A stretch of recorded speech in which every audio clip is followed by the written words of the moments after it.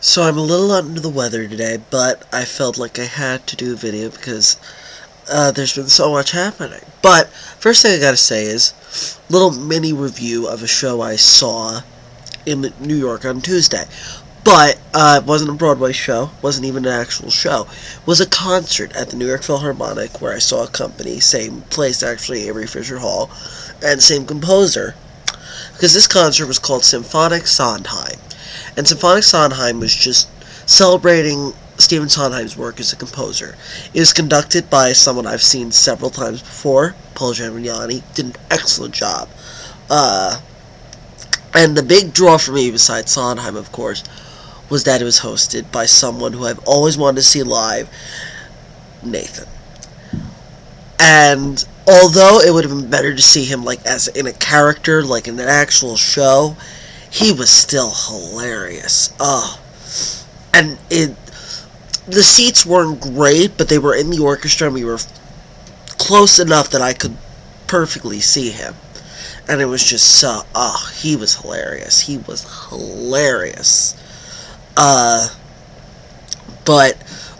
just have to say a few little great moments for me was there was a beautiful, the best part of the show for me was the Sunday in the Park with George suite, which was absolutely beautiful. They also did a great Into the Woods suite, I'll talk about Into the Woods later, and they ended with a Sweeney Todd suite that was just so great.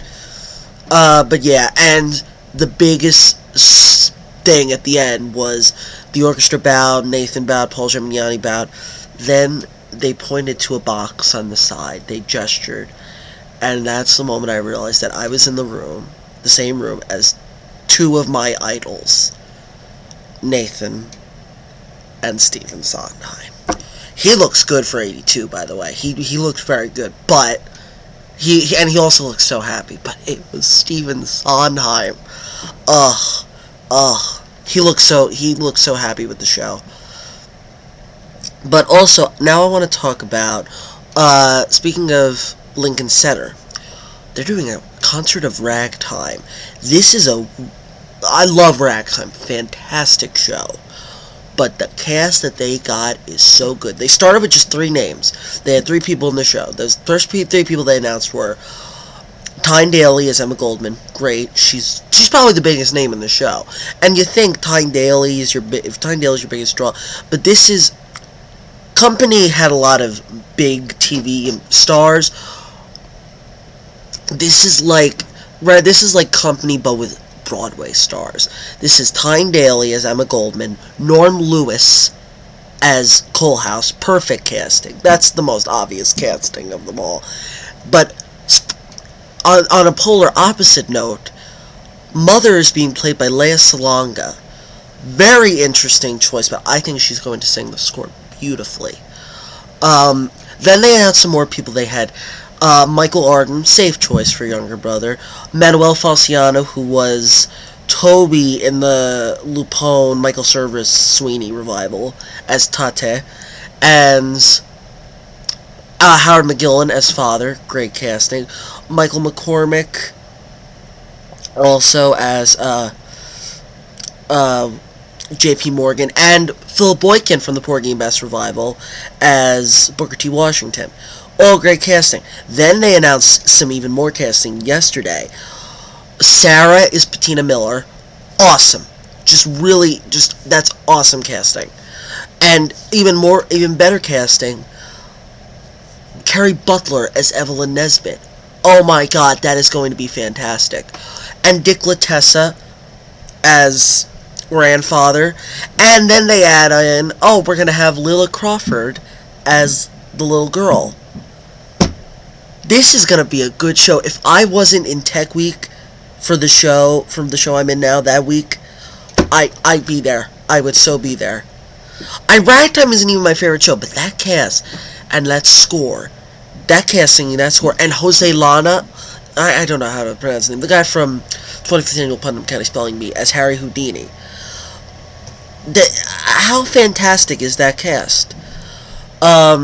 So again, speaking of Lincoln Center, going back to Lincoln Center, the same day I saw the Sondheim concert, they had announced that a show that they had off Broadway was transferring to Broadway, which is a show called Vanya, Sonia, Masha, and Spike, which is very exciting because it's a Christopher Durang play. Christopher Durang's a wonderful playwright.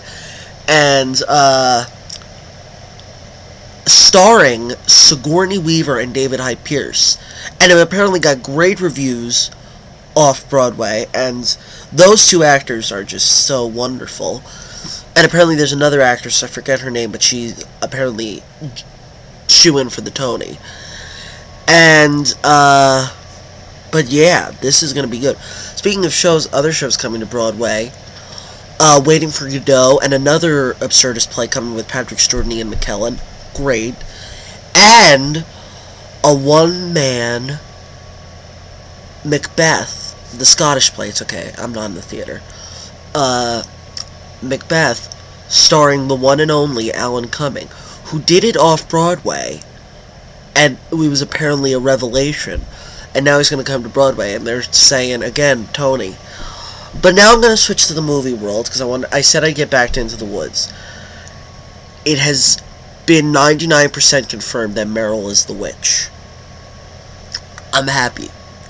It's gonna be good. That's gonna be really good. Now let's see if there's anything else to talk about. Oh, let's talk about Carousel. Carousel, again with the Lincoln Center. I think it's Lincoln Center, but it's at the same place I saw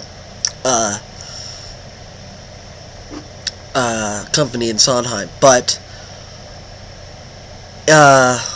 I'm losing my train of thought. Carousel. They're doing a concert of it. I think John Rando's directing it. Great cast. Nathan Gunn is playing Billy Bigelow. Great opera star. Kelly O'Hara as Julie Jordan. Jason Daniely as Enoch Snow.